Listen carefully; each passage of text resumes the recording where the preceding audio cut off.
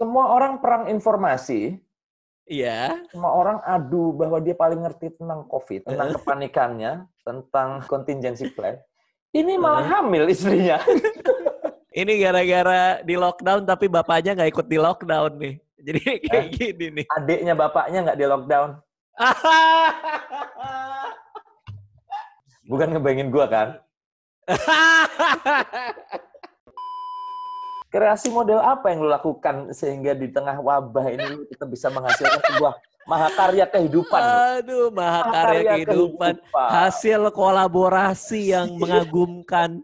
Nah, gimana kalau lahiran di rumah? Iya, itu dilema juga ya, Ditek. Lu mau ngelahirin di rumah sakit dengan risiko yang lebih besar. Maka opsi paling terakhir yang harus kita ambil adalah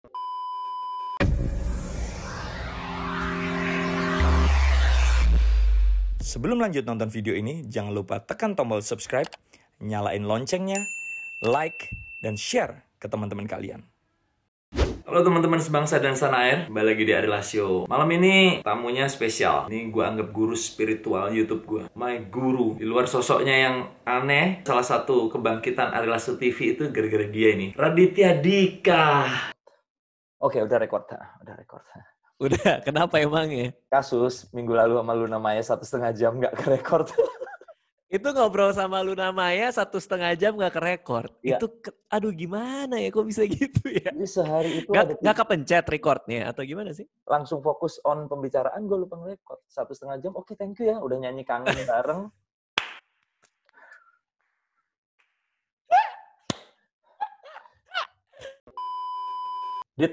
Jadi lagi sering gini nih? Lagi sering zoom gini nih?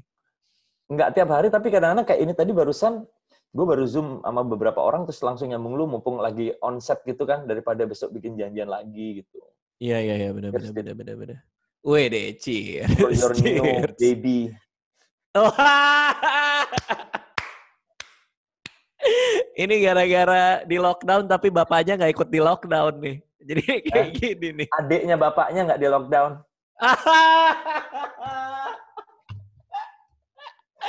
Aduh. Sebelumnya Dit, lu bener-bener lu bertanggung jawab loh terhadap Arilasio yang sekarang kehilangan banyak fans. Mas, aku cuman jadi teman diskusi doang, Mas. Cuman kayak gitu-gitu doang. Bukan cuman itunya, emang Dit. Bukan masalah teman diskusi. Apa yang tuh? bilang lu seriusin deh Mas, YouTube lu Mas. Yang waktu lu datang ke sini setahun yang lalu, di mana subscriber gue masih 29.000, Dit. Itu April tahun lalu. Ya, 29.000. Gila ya, gila. Pertumbuhannya luar biasa sih. Iya, dan lu kayak memacu gue gitu loh. Bisa lah Mas, lu bisa ngobrol, orangnya bisa direkam gitu. Jadi sekali lagi terima kasih sudah menyemangati. Sama-sama Mas. Aku tuh seneng sih, aku seneng banget kalau ada orang datang mau ngobrol, mau nanya, mau apa di hal-hal yang aku tahu ya. Maksudnya nggak cuma masalah YouTube ya, tapi kayak film, stand up gitu. Jadi aku termasuk kadang ada teman datang ke rumah, teman anak stand up comedian. Kalau ini gimana? Aku sih seneng yang kayak gitu-gitu sih, emang dari dulu sih. Si Pandu itu termasuk yang belajar dari lu? Kalau Padu mah dia lebih kayak partner kerja sih. Karena anaknya juga kayak gitu kan, kayak ya udah aja. Dia jarang datang, Bang. Kalau misalnya gue gini selama setahun ke depan gue akan. Dia tuh jarang kayak gitu anaknya. Dia ngikut-ikut aja gitu. Tapi udah bisa beli jam apa dia? Gue kaget loh, Dit. Apa tuh? Waktu si siapa namanya Raffi itu loh. Kenapa Raffi? Itu ketika ngegerebek ruangan ini di mana kita ngobrol dulu pertama kali, ngegerebek pojokan, gue mau ngebahas vinil, dia ngebahas koleksi jam tangan, dan langsung dia nyeletuk sebuah kalimat yang genuine banget menurut gue. Apa tuh? Yang gue sendiri juga akhirnya mengakui bahwa itu benar gitu. Dia ngomong, apa tuh? Nggak heran, lu ngefans sama Raditya Dika, hobinya sama gitu. Hobinya koleksi jam ya. Jadi, orang Raffi Ahmad itu menganggap bahwa Arilasio itu di mata dia ngefans sama Raditya Dika. Kelihatannya doang. Cuman kayak kita juga sering ngobrol kan soal jam kan. Tapi jam itu apa ya? Menurutku karena aku anaknya suka yang detail ya. Jadi jam tangan itu mekaniknya, terus movementnya, terus pernak-pernik terhadap jam itu, sejarahnya. Aku tuh suka gitu. Padahal cuma satu barang itu doang gitu. Makanya aku dari hati suka. Desainnya ya, nggak salah gitu. Aduh, desainnya gitu. Ukuran beda setengah mili itu bisa membedakan rasa ya. Gila. Itu Kermit deh, Kermit. Iya, Kermit. Gila.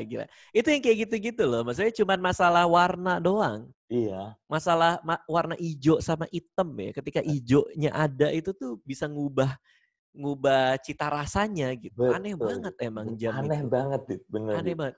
Terus abis itu ganti bahan lagi ke keramik kan, di Hulk dari kan. besi, ya. Itu juga jadi membuat orang jadi tergila-gila juga. Padahal cuma gitu doang. Beda font dikit. Iya. Beda warna font, yang merah tuh.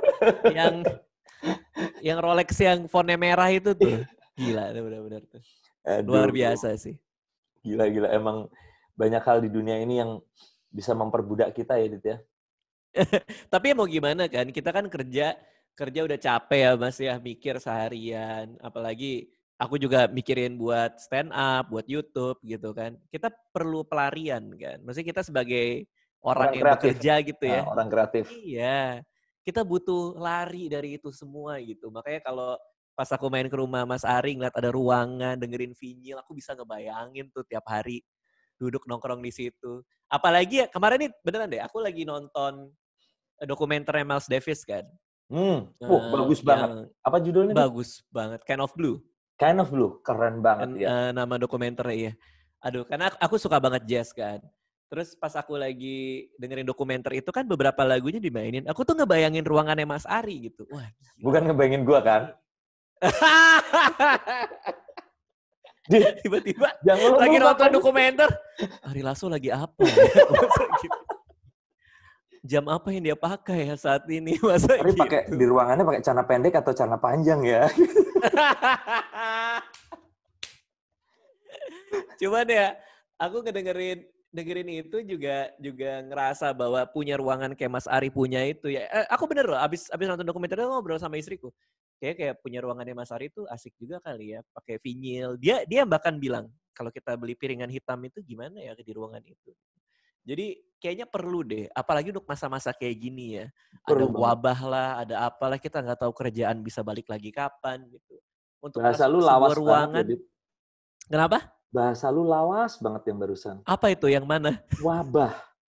Oh, emang aturan apa? Pandemi. Wabah kolera. Kalau zaman dulu ingat nggak? Zaman kita SD. Wabah kolera menyerang Jawa Tengah. Waduh. Iya. Wabah. Iya, karena di masa yang penuh ketidakpastian ini sih bener deh. Itu Dit yang menyiksa gua, Dit. Gitu itu yang menyiksa gua terus terang, Dit. Kenapa tuh? Gua pernah ngalamin nggak manggung 9 bulan. Oke? Karena sakit pita suara. Buat gua di rumah 2 minggu itu menyenangkan. Gua bisa istirahat total. Tapi adalah ternyata sangat menyiksa, ini baru sebulan di rumah terus tanpa kepastian berakhirnya. Itu sih yang lebih menyiksa buat gue. Lupa. Aku tuh habis ngobrol sama Chandra Liao kan. Dia ngomongin soal film media yang harus diundur. Terus aku nanya, itu ngebuat lo kecewa gak sih? Lo udah mikirin ini sedemikian rupa terus film lo diundur gitu. Terus dia bilang, yang bikin gue sedih adalah bukan masalah diundur apa tidaknya, tapi gue nggak tahu kapan tayangnya. Itu ketidaktahuan itu yang ngebuat lebih menyiksa. Ngebuat dia tuh, karena kita tidak biasa untuk tidak tahu kan. Orang kreatif ya. Seorang Ari Lasso pasti tahu kan dia manggung mau bawain lagu apa, setlistnya gimana, teman bandnya siapa, selesai gimana. Penontonnya kita biasa kayak gimana, tahu karakternya, ya kan? Penontonnya kayak gimana. Venue-nya berapa ribu siapa. Orang. Kita orang kreatif yang biasa manggung, kita terbiasa untuk tahu. Kalau kita nggak tahu, itu bisa berantakan apa yang kita bikin gitu loh. Nah ini kita nggak tahu apa-apa. Apakah virus ini seberbahaya itu? Apakah kapan pandemi ini berakhir? Apakah vaksinnya akan ketemu? Kita tidak tahu gitu loh. Anak gua aman apa enggak? Dia bisa sekolah lagi kapan? Lu sendiri aman apa enggak? Ya. Iya, aku sendiri aman apa enggak gitu. Lu tes tes apa nih? Tes COVID maksudnya. Enggak, aku nggak tes. Aku juga karena aku nggak tahu, maksudnya aku nggak punya simptomnya ya. Walaupun katanya banyak yang tidak bergejala ya, cuman aku tidak merasa aku masuk dalam faktor resiko itu ya. Lu disiplin menjaga diri ya dari hari pertama itu? Waduh, Mas Ari, aku tuh dari Januari. Dari Januari aku lihat ada virus di Wuhan yang makin lama makin parah. Aku sebelum tidur, tiap sebelum tidur, jam 12 sampai jam 1 pagi, itu nontonin berita-berita soal itu. Karena biasa update-nya tuh jam segitu. Aku bilang ke istriku, ini ada virus aneh banget di Wuhan. Waktu itu namanya bukan SARS-CoV-2. Waktu itu masih namanya Wuhan coronavirus gitu. Terus novel coronavirus. Novel kan artinya baru. Coronavirus baru. Waktu itu namanya masih itu tuh. Aku bilang ke istriku, gila ini kalau sampai Indonesia gimana ya, Alea gimana, anak kita gimana, apa segala macam. Istriku bilang, itu mah nggak mungkin masuk ke sini. Itu di Cina jauh. Dari zaman ada SARS aja kita aman, MERS aja kita aman. Ya, MERS aja aman gitu. Nggak mungkin lah masuk sini gitu. Tapi ini gila, ini penyebarannya, penularannya, bla bla bla segala macam. Karena kan aku merhatiin tuh. Tahu-tahu masuk sini dong, hari pertama diberitakan sama Jokowi bahwa ada yang kena, istriku langsung, ini gimana udah masuk sini? Lu telat, paniknya. Gue udah panik dari 2 bulan yang lalu. Gue aliran lu kenapa istri baru lu, panik sekarang? Kenapa tuh? Gue aliran istri lu juga, terus terang gue ini. Serius? Iya, jadi gue menganggap sempat sorry teman-teman, sempat menganggap bahwa it's a virus, everywhere there is a virus gitu. Iya. Kan? Ya terus? Kan? Di dalam kuku kita, di dalam manapun kan virus ya, Dit ya. Bener nggak sih, Dit? Ini teori goblok-goblokan ya, jangan dibantah secara keilmuan gitu, logika mendasar kita gitu. Iya. Ngapain sih ada virus begitu, kok sedemikian paniknya gitu ya. Oke. Terus berkembang semakin ke sini, ternyata yang membuat dia agak istimewa itu dalam pandangan gua, tolong dikoreksi kalau salah, Radit kalau punya pandangan lain, itu adalah kecepatan dia berpindah gitu ya, ternyata. Iya, R0-nya istilahnya tuh. Iya. Terus di saat itu gue mulai kayak oke. DBD ribuan orang ya, demam berdarah, tapi dia butuh nyamuk dan biasanya locally gitu. Bintaro lagi DBD nih, hati-hati, terus penyemprotan gitu ya.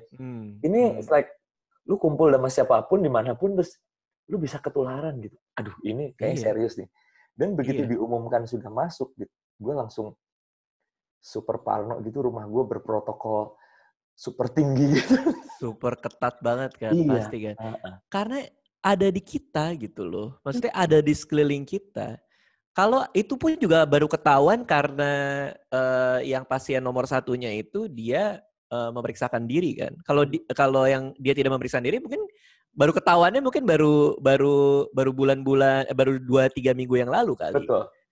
Tapi kan itu pas banget tuh pas ketahuan yang pasien pertamanya ketahuan itu, baru kita semua panik kan gitu. Ya mau nggak mau gitu, dan aku udah bilang ke istriku. Nah, bedanya adalah di bulan itu ketika kita tahu bahwa udah masuk Indonesia, aku sudah tenang gitu. Karena aku sudah tahu. Jadi kontingensinya apa? Gimana cara menyelamatkan dirinya? Karena aku udah menyiapkan semua protokolnya. Kalau ini terjadi, maka apa yang dilakukan gitu. Jadi aku udah nyiapin semua halnya gitu. Oke, kerjaan kayak gimana? Kenapa lu yakin bahwa corona itu akan bisa sampai ke Indonesia? Lu kan tadi bilang. Oh, yakin banget aku dari Januari itu. Kenapa, Dit? Yakin banget. Karena penyebarannya begitu cepat. Cepat banget. Sampai di lockdown 1 Wuhan itu. Abis itu nyebar ke semua Cina kan? Dari Wuhan itu kan. Meledaknya di Spanyol kayak gitu-gitu kan waktu itu kan kalau nggak salah ya. Terus masuk Singapura. Kalau nggak salah berita yang pertama masuk tuh baru Singapura. Yang baru Itali, baru Spanyol tuh. Beritanya. Mungkin masuknya beda-beda lagi. Taiwan sempat duluan, Korea Selatan yang pemimpin gerejanya itu yang nyebarin ke jemaatnya juga sempat rame gitu. Nah, begitu sampai situ sih aku udah yakin ini pasti ya mau gimana pasti masuk lah, mau gimana lagi. Jadi yang kita lakukan pada saat itu adalah mempersiapkan semua protokol-protokol itu gitu. Ya pekerjaan gimana? Berarti semua sekarang nih editorku, asisten semua ada di rumah yang satu lagi, ini kan aku lagi ngontrak nih di rumah satu lagi. Lagi mereka di sana ada hantunya itu, kata si Pandu. Lagi direnov ada hantunya. Pada di sana gitu, pada menjaga diri lah dengan protokol yang kita siapin gitu. Aset, udah mulai alokasi aset, gimana caranya gitu. Ya macam-macam. Kembali ke kalimat lu yang tadi gue tertarik tuh. Apa tuh? Ketika lu membicarakan hal ini sudah bulan Januari dengan istri lu, which is itu 3 bulan yang lalu ya, 3-4 bulan yang lalu ya kan? Itu 3 bulan yang lalu, nah, iya. Terus gue tuh sementara di Januari pertengahan, Dit. Gue masih manggung tau gak, Dit? Aku kayaknya sempet WA Mas Ari deh. Iya. Ingat gak? Mas Ari gimana situasi manggung? Terpengaruh gak sama berita COVID? Aman ya Mas Ari bilang gitu. Gue inget banget. Itu dia, Dit. Karena aku ngelihat IG-nya Mas Ari kan. Masih manggung. Masih manggung-manggung, terus aku WA kan. Iya. Itu belum ada berita masuk sini ya kalau nggak salah ya? Belum ada ya? Sudah ada belum di Wuhan. Gue ngapain jepitan ini ya? Tapi belum di Indo kan? Belum. Tapi ketika manggung gue terakhir di tanggal 13 Maret kalau nggak salah, itu masih ada 18 jadwal ke depan, dan 2 hari kemudian semuanya cancel, Dit. Jumat itu, Dit. Gue terakhir manggung misalkan Rebo, itu Jumat tiba-tiba cancel dan sampai Lebaran cancel semua. Iya, jadi, aku aja begitu total gitu. Begitu ada berita masuk soal COVID masuk ke Indonesia itu, aku langsung batalin acara dengan sponsor untuk stand up comedy yang beberapa hari juga kemudian. Mas gimana nih begini? Ini acara gue batal juga nih, gini lu tentang sisa-sisa yang harus lu kerjakan di tempat umum kan itu kan? Iya, stand up itu. Walaupun ada aja loh, ada ketika aku kasih berita pembatalan ada aja di bawahnya yang bilang kayak ngapain takut banget sih sama virus? Ada aja lo orang yang kayak gitu. Jangan gitu dong, lu nyindir gua nih kayaknya nih. Oh enggak. Kan itu kan karena kita tidak tahu kan dulu kan. Mas Ari kan sebelum sadar bahwa ini sangat menular kan mungkin belum tahu. Nah, gitu. Terus setelah lu ngobrol sama Anissa malam-malam lu Januari, itu terus ngapain lo sampai sekarang hamil tiba-tiba? Selamat ya, Dit ya. Ya, terima kasih Mas Ari, terima kasih. Ayah lagi. Ayah lagi. Situasi yang luar biasa berat. Iya, doain bayi kami ya, karantinawan. Semoga dia sehat-sehat aja. Ya mudah-mudahan lah, kalau lu disiplin masih sehat lah. Itu kayak gue langsung kayak, kalau dibikin video reaction gitu, kayak mungkin wajah gue gini nih. Kok gitu? Iya. Kenapa? Semua orang perang informasi. Iya. Semua orang adu bahwa dia paling ngerti tentang COVID. Iya. Tentang bahaya COVID, tentang penanganannya, tentang kepanikannya, tentang contingency plan. Ini malah hamil istrinya. Kan orang kreatif butuh berkreasi, Mas Ari. Kreasi model apa yang lu lakukan sehingga di tengah wabah ini lu tetap bisa menghasilkan sebuah mahakarya kehidupan? Aduh, mahakarya kehidupan. Hasil kolaborasi yang mengagumkan antara seorang laki-laki. Aduh, ya gimana ya Mas Ari? Tapi aku sih emang pengen punya anak. Belum plan secepat ini sih, sejujur-jujurnya sih. Belum plan secepat ini. Plan tapi terus dijalankan ya prosedurnya. Ya, tapi kan anak rezeki ya, jadi ya udahlah gitu. Cuman maksudnya ya mau gimana gitu. Aku terus terang ya begitu Anissa hamil, jadi dia tuh nyiapin video sebenarnya. Dia naruh video gitu di sini. Ngobrol, aku lagi main Mobile Legends tuh. Sayang. Iya, lu susah banget kemarin gue ajak ngobrol. Ntar Mas, lagi main game nih, seru tahu Mas. Saya main yuk Mas. Iya seru banget Mas, sumpah Mas. Mau gimana lagi main game. Terus dia bilang, aku hamil, dia bilang gitu. Aku lagi main langsung kayak, hah gitu, langsung kayak gitu. Dia kaget karena dia ngerekam tuh. Dia berharap kayak YouTuber lain gitu loh. Kayak YouTuber lain tuh kayak gimana emang? Iya pasti kan reaksinya yang romantis dan manis gitu loh. Dan lu bilang itu tadinya mau dia masukin YouTube-nya dia, cuman nggak jadi karena reaksiku sama sekali tidak bagus gitu. Reaksinya kan karena gini, pas istriku hamil. Sudah. Udah. Ya, bagus. Silakan lanjutkan hidup Anda. Saya bermain kembali ya. Cuma reaksiku saat itu cuman kayak gitu. Jadi kayak kaget tapi nggak romantis, nggak seneng gitu kan. Nah dia juga kaget gitu. Dengan Terus reaksi dia bilang, kenapa? Dengan reaksiku gitu. Kenapa dia bilang gitu? Enggak. Kok kamu nggak happy, nggak romantis? Enggak. Aku tuh, jadi pas dia ngomong, dalam kepalaku udah langsung, ini anak lahirnya di mana? Jadi aku tuh karena sudah terbiasa dengan membuat plan, maksudnya aku orangnya emang kayak gitu Mas gitu. Bikin plan tuh jauh banget ke depan gitu. Mau bikin ini, mau bikin itu, nanti kita ini, kita itu.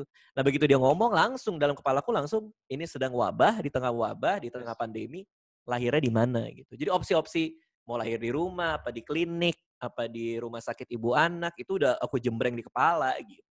dia juga kaget gitu. Sehingga mengalahkan reaksi lu ya, yang diharapkan oleh bini lu ya. Iya, logikanya di atas emosinya jadinya. Perhitungan lu mengalahkan emosi mengalahkan rasa senang, iya gitu. Malah mikir, nih anak taruh mana nih?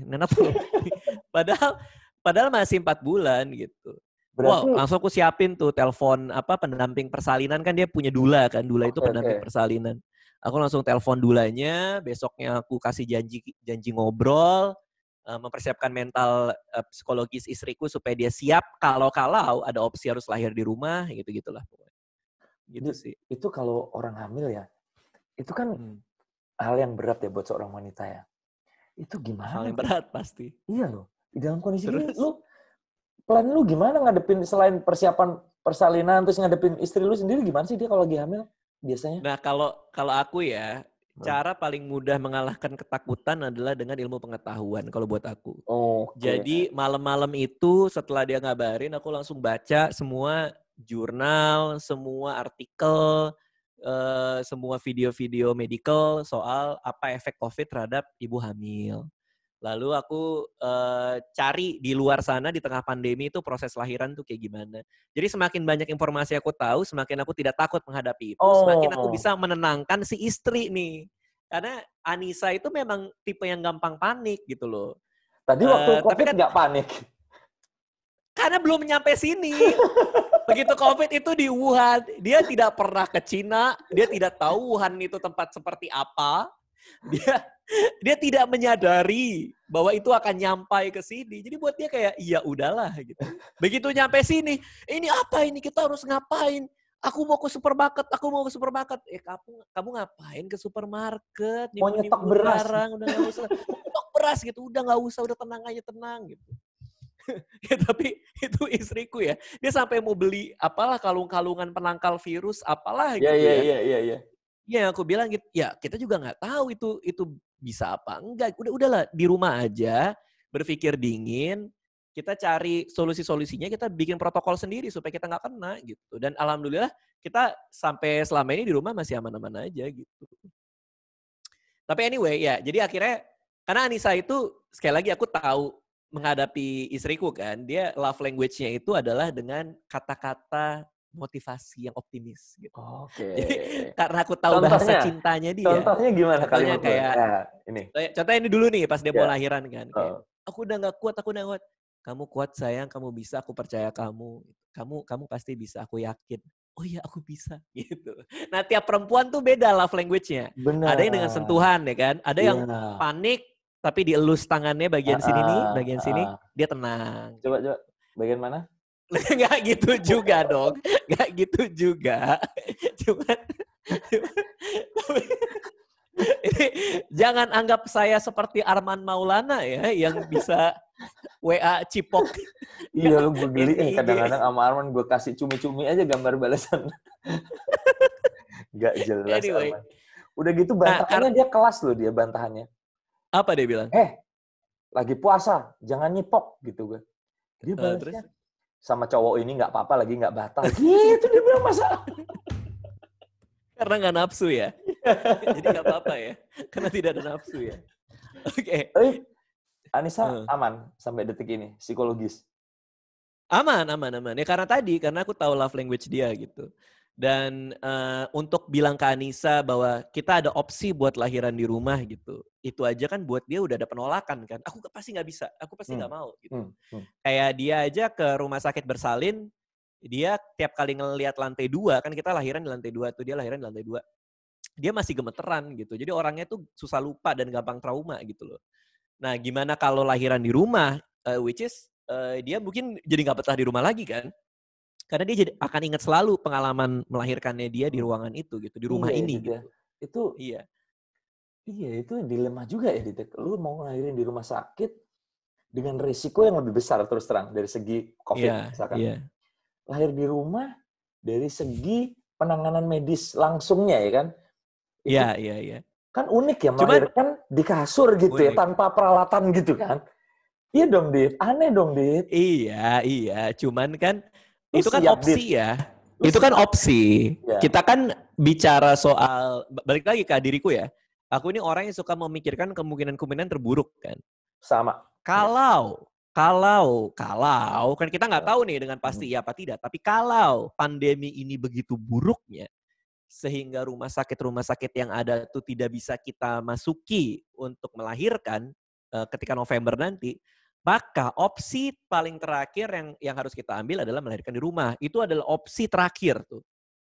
Nah, balik lagi, pasti melahirkan di rumah sudah ada resikonya, dan resikonya bisa terukur kalau misalnya bisa ditanggulangi kalau kita misalnya ngobrol dulu ke dokternya, kita tanya apakah ini pas atau tidak.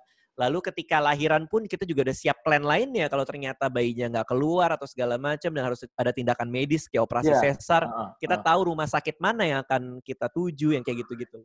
Jadi semua plan itu cabang-cabangnya udah ada, dan sekali lagi melahirkan di rumah itu adalah opsi yang paling terakhir dari yang terakhir. Gitu. Oke, paling akhir dari yang terakhir.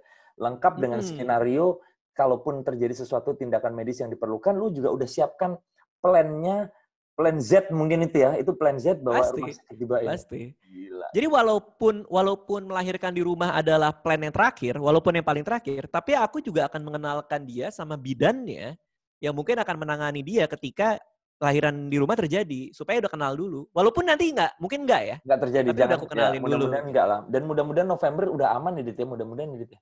Mudah-mudahan. Tapi aku orangnya suka banget memikirkan opsi-opsi itu gitu loh. Karena tadi habis ngobrol sama anak bandku. Kira-kira kapan nih? Gue bilang, siap-siap ya untuk sampai akhir tahun, gue bilang. Kayaknya. Iya. Terus gue berhitung, kalau sampai begini deh, ini kita bicara liga. Eropa udah mau mulai nih, dengan segala protokolnya. Jerman udah mau mulai, Inggris udah siap-siap. Iya, Jerman udah mau mulai. Premier League juga? Premier League mau, jadi Liverpool akan juara, Dit. Kayaknya. 30 tahun loh, Dit. Dit, malam ini, Dit, seharusnya gue udah ada di London setelah nonton Liverpool lawan Burnley, Dit.